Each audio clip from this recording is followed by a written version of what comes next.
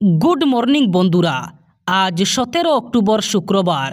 আজকের সকালের বরাক তথা সমগ্র আসামের গুরুত্বপূর্ণ খবরগুলি হল: রাজ্যের অরুণোদয় হিতাধিকারীদের জন্য এবার সুখবর। রাজ্যের নাগরিক পরিষেবাকে আরও শক্তিশালী এবং সহজলভ্য করার লক্ষ্যে অসম সরকারের বিত্ত বিভাগ রাজ্যব্যাপী অরুণোদয় 3 প্রকল্প সম্পর্কিত প্রশ্ন এবং অভিযোগের নিষ্পত্তির জন্য চালু করেছে এক বিশেষ অরুণোদয় হেল্প ডেস্ক। এই হেল্প ডেস্কের টোল ফ্রি নম্বর হল 1800-202-6256, যার মাধ্যমে সাধারণ জনগণ তাদের অভিযোগ, প্রশ্ন অথবা তথ্য সংক্রান্ত সমস্যাগুলি জানাতে পারবেন। এই উদ্যোগের মূল উদ্দেশ্য হল অরুণোদয় 3 প্রকল্পের সুবিধা প্রাপ্তির ক্ষেত্রে অভিযোগ নিবন্ধন এবং দ্রুত নিষ্পত্তির জন্য একটি স্বচ্ছ ও নির্ভরযোগ্য ব্যবস্থা করা, যাতে প্রকল্পটি আরও জনবান্ধব হয়ে ওঠে। হেল্প ডেস্কটি প্রতিদিন সরকারি কার্যালয়ে খোলা দিনে সকাল 10টা থেকে সন্ধ্যা 6টা পর্যন্ত কার্যকর থাকবে। নাগরিকরা এই সময়ের মধ্যে প্রশিক্ষিত কর্মীদের সঙ্গে যোগাযোগ করে প্রয়োজনীয় সহায়তা এবং তথ্য পেতে পারেন। এবার দীপাবলি কালী পূজায় সাবধান। দীপাবলি কালী পূজার জন্য এসে গেল নতুন এসওপি। আতশবাজি ফুটানোর ক্ষেত্রে জারি করা হলো নতুন এসওপি। কোনো ধরনের উচ্চ প্রাবল্যের আতশবাজি ফুটানো যাবে না। নলবাড়ী জেলা প্রশাসন ইতিমধ্যে জারি করেছে এই এসওপি। এসওপিতে জানানো হয়েছে, কোনো ধরনের উচ্চ প্রাবল্যের বাজি ফুটানো যাবে না। রাত 10টার পরে কোনো ধরনের আতশবাজি ফুটানো যাবে না। রাত 8টা থেকে 10টার মধ্যে ফুটাতে পারবেন আতশবাজি। আতশবাজি ফটকা বিক্রি করার ক্ষেত্রেও জারি করা হয়েছে নির্দেশনা। প্রতিজন আতশবাজি দোকানীদের সঙ্গে রাখতে হবে আতশবাজি বিক্রির অনুজ্ঞাপত্র। জনসাধারণের ক্ষতি হতে পারে এমন উচ্চ প্রাবল্যের বাজি ফটকা ফুটানো যাবে না। নলবাড়ী জেলা প্রশাসন ইতিমধ্যে জারি করেছে এই এসওপি। আজ অসম সফরে আসছেন কংগ্রেস নেতা রাহুল গান্ধী।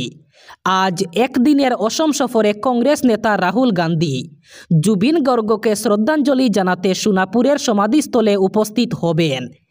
আজ রাহুল গান্ধী অসমে এসে সোনাপুর স্থিত জুবিন গর্গের সমাধিস্থলে যাবেন রাহুল গান্ধী। কাহিলিপাড়ায় থাকা জুবিন গর্গের বাসগৃহেও যাওয়ার সম্ভাবনা রয়েছে। 26এর বিধানসভা নির্বাচনে সংখ্যালঘু অধ্যুষিত আলগাপুর কাটলিচড়ায় রাজ্যের শাসক জোটের শরিক দল অগপর প্রার্থী মনোনীত করার রণনীতি আত্মঘাতী হতে পারে শেষ পর্যন্ত।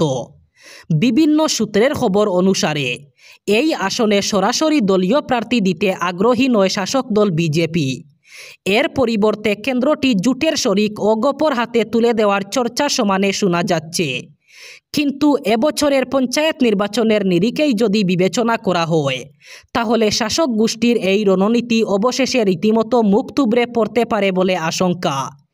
এক্ষেত্রে বরং সরাসরি বিজেপির প্রার্থী ময়দানে অবতীর্ণ হলে শেষ লড়াইটা অন্তত আকর্ষণীয় হয়ে ওঠার পূর্ণ সম্ভাবনার সমস্ত লক্ষণ ফুটে উঠছে ক্রমান্বয়ে। এই বছর পঞ্চায়েত নির্বাচনে সংখ্যালঘু অধ্যুষিত রামচন্ডী, নিমাইচাঁদপুর, জামিরা, শাহাবাদ এবং নারায়ণপুর বন্দুকমারা এই 3টি জেলা পরিষদ কেন্দ্রে বিজেপির পরিবর্তে প্রার্থী দিয়েছিল শরিক দল অগপ। কিন্তু শেষ পর্যন্ত কোনো একটি কেন্দ্রেই বিজয় হাসিল করতে পারেনি দলীয় প্রার্থীরা। পক্ষান্তরে তারা এখন পরাজয়ের কারণ হিসাবে যে মত ব্যক্ত করছেন, সেটি আগামী বিধানসভা নির্বাচনের জন্য যথেষ্ট তাৎপর্যপূর্ণ। এবার মোদির রাজ্যেই বেসামাল বিজেপি।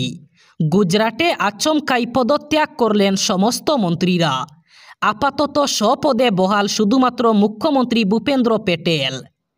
বৃহস্পতিবার মন্ত্রিসভার সদস্যদের পদত্যাগপত্র রাজ্যপালের কাছে পাঠিয়ে দেন। সামনেই পঞ্চায়েত এবং পুরসভা নির্বাচন।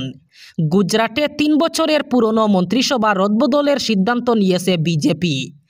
আজ শুক্রবার নতুন মন্ত্রিসভা ঘোষণা করার কথা ছিল মুখ্যমন্ত্রী ভূপেন্দ্র পেটেলের। তার আগেই ইস্তফা দিলেন মন্ত্রীরা। বৃহস্পতিবার মুখ্যমন্ত্রীর বাসভবনে এক বৈঠক হয়। বৈঠকে দলের কেন্দ্রীয় নেতৃত্বের সিদ্ধান্ত জানানো হয়। এরপরই মুখ্যমন্ত্রীর কাছে পদত্যাগপত্র জমা দেন 16 জন মন্ত্রী। বস্তুত আগের মন্ত্রিসভার প্রায় অর্ধেক সদস্যকেই আর নাও ফেরানো হতে পারে বলে খবর। গুজরাট বিধানসভায় আসন সংখ্যা 182। সেই হিসাবে সর্বোচ্চ 25 জন মন্ত্রী হতে পারেন। মুখ্যমন্ত্রীকে নিয়ে মন্ত্রিসভার সদস্য ছিলেন 17 জন, যাদের মধ্যে মন্ত্রী ছিলেন 8 জন। অরুণোদয় প্রকল্পের মঞ্জুরির অনুসন্ধান করতে গিয়ে এক প্রতারকের ফাঁদে পড়ে সর্বস্ব হারালেন এক অসহায় মহিলা। নিজের কষ্টার্জিত অর্থ খুইয়ে চোখের জল ফেলছেন ওই দরিদ্র মহিলা। এ নিয়ে কালীগঞ্জ পুলিশ ফাঁড়িতে মামলা দাখিল হলেও পুলিশ রহস্যজনক ভূমিকা পালন করছে বলে অভিযোগ। অভিযুক্তের নাম হেলাল উদ্দিন, বাড়ি শ্রীমন্ত কানিশাইল জিপির বেলালা গ্রামে। এলাকার প্রভাবশালী মহল ঘটনাটি দামাচাপা দিতে উঠে পড়ে লেগেছেন বলে জানা যায়। প্রাপ্ত অভিযোগ প্রকাশ, বেলালা গ্রামের বাসিন্দা বিধবা মহিলা রিনা বেগমকে অভিযুক্ত ব্যক্তি তার গড়ে ডেকে পাঠায়। জব কার্ড, অরুণোদয় প্রকল্প এবং সরকারি গড়ের প্রলোভন দিয়ে একটি বায়োমেট্রিক মেশিনে 7-8 বার ফিঙ্গারপ্রিন্ট নেন। আর এতেই গোটে গণ্ডগোল। মহিলা পরদিন ব্যাংকে গিয়ে পাসবুকের স্টেটমেন্ট হাতে নিয়ে রীতিমতো তার মাথায় আকাশ ভেঙে পড়ে।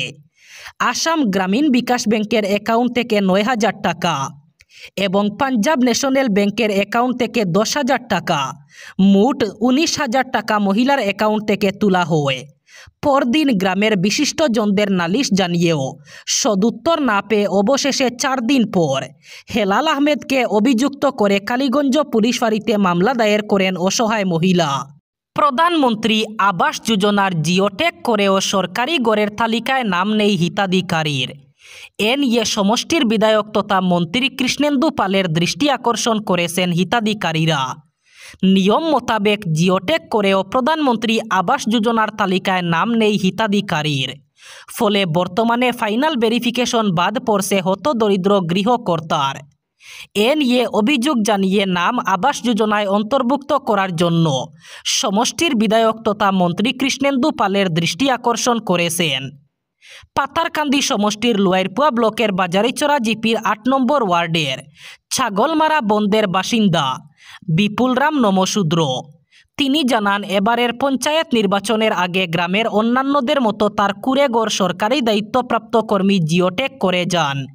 কিন্তু এবার যখন ওই তালিকায় থাকা ব্যক্তিদের পুনরায় ভেরিফিকেশন করা হচ্ছে, তখন স্থানীয় গ্রুপ সদস্যের প্রতিনিধি নির্মল বর্মন জানিয়েছেন তালিকায় তার নাম নেই, যার দরুন এবারও তার কপালে জুটছে না সরকারি বরাদ্দকৃত গড়। কালী পূজা এবং দীপাবলি ঘিরে সেজে উঠেছে শ্রীভূমি জেলা সদর। কালী পূজায় বরাবরই বিশেষ নজর থাকে জেলাবাসীর। প্রতি বছরই বিশেষ চমক দিতে পুজো উদ্যোক্তারা হাজির করেন নানান আকর্ষণীয় পুজোর থিম। আলোর উৎসব দীপাবলি এবং কালী পূজা নির্বিঘ্নে সম্পন্ন করতে জেলা ও প্রশাসনের তরফে গৃহীত হয়েছে বেশ কিছু জরুরি পদক্ষেপ। অন্যদিকে প্যান্ডেল প্রতিমার সঙ্গে আলোকসজ্জায় নতুনত্ব উপহার দিতে বিগ বাজেটের পুজোর উদ্যোক্তারা ইতিমধ্যে যেমন কাজে নেমে পড়েছেন, তেমনি মৃৎশিল্পালয়গুলোতে চলছে প্রতিমা গড়ার কাজ। শ্রীভূমি শহরের বিগ বাজেটের কালী পূজাগুলির মধ্যে অন্যতম হল রক্তদূত। প্রতি বছর সাড়ম্বরে পুজোর আয়োজন করে থাকেন তারা। বর্তমানে জোরকদমে চলছে প্যান্ডেল তৈরির কাজ। 56তম বর্ষে তাদের থিমে দেখা যাবে অযোধ্যার রাম মন্দির। সুদূর পশ্চিমবঙ্গের নবদ্বীপের শিল্পীরা প্যান্ডেল তৈরি করছেন। প্যান্ডেলের সঙ্গে সামঞ্জস্য রেখে তৈরি করা হচ্ছে প্রতিমা। অন্যদিকে আলোকসজ্জার দায়িত্বে রয়েছেন প্রতিবেশী ত্রিপুরা রাজ্যের শিল্পীরা। রক্তদূত ক্লাবের এবারের পুজোর উপদেষ্টা হিসাবে রয়েছেন মন্ত্রী কৃষ্ণেন্দু পাল। এবার বরাক উপত্যকার 3 জেলার আজকের আবহাওয়ার খবর।